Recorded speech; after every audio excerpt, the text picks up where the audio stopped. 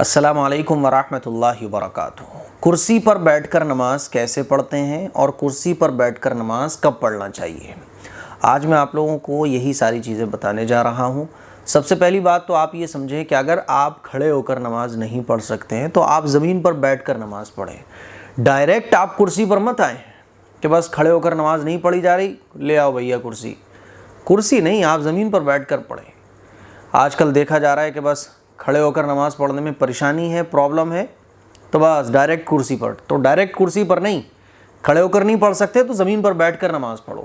بڑے بڑے شہروں میں تو عجیب حالت مسجدوں کی ہو گئی ہے، کرسیاں ہی کرسیاں، کرسیاں ہی کرسیاں۔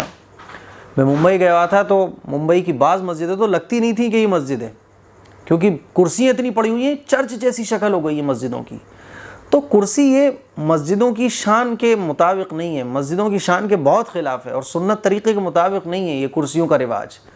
ہاں، جو واقعی مجبور لوگ ہیں ان کے لیے تو کرسی ٹھیک ہے، لیکن جو مجبور نہیں ہے، یعنی جو کھڑے ہو کر نماز نہیں پڑھ سکتے، پرابلم ہے، لیکن وہ زمین پر بیٹھ کر نماز پڑھ سکتے ہیں۔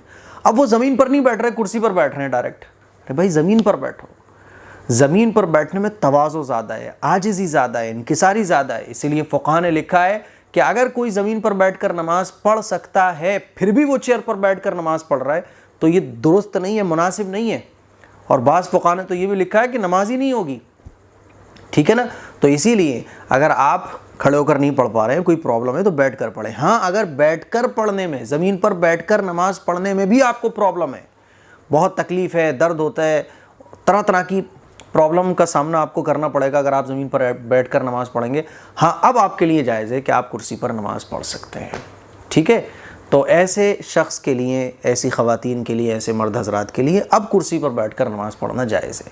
کیسے پڑھنی ہے تو ویسے تو میں بتا چکا ہوں، لیکن بہت سارے لوگوں نے درخواست کی کہ پریکٹیکلی بتا دیں، تو بہت آسان ہے۔ آپ نیت باندھیں، خواتین مرد حضرات جن کو بھی کرسی پر بیٹھ کر نماز پڑھنی ہے تو نیت باندھیں۔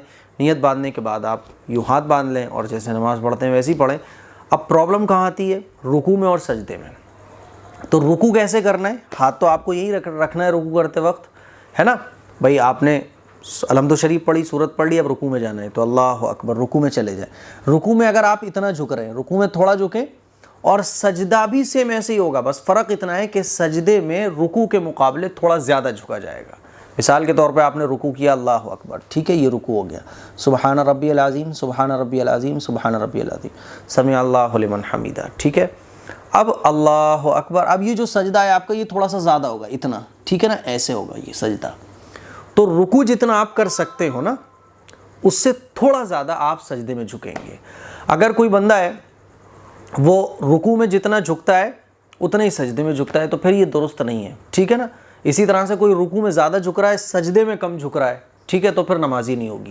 جتنا آپ کرسی پر بیٹھ کر نماز پڑھ رہے ہیں تو جتنا آپ رکوع کرتے وقت جھک رہے ہیں نا، اگر آپ اتنا جھک رہے ہیں، اتنا جھک سکتے ہیں، ٹھیک ہے نا، تو تھوڑا سا زیادہ آپ سجدے میں جھکیں، ٹھیک ہے۔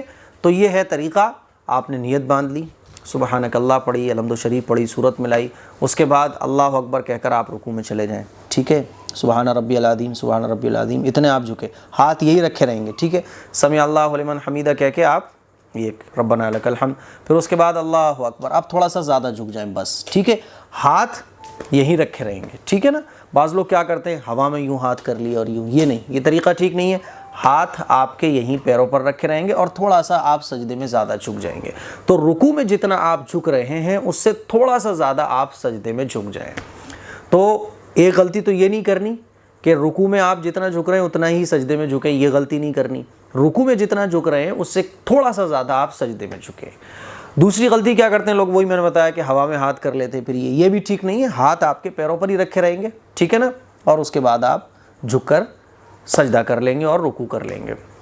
تیسری غلطی کیا ہوتی ہے کہ وہ ٹیبل والی چیئر آتی ہے تو وہ ٹیبل والی چیئر پہ جو ہے نا لوگ سجدہ کر لیتے ہیں یوں، تو یہ بھی طریقہ ٹھیک نہیں ہے۔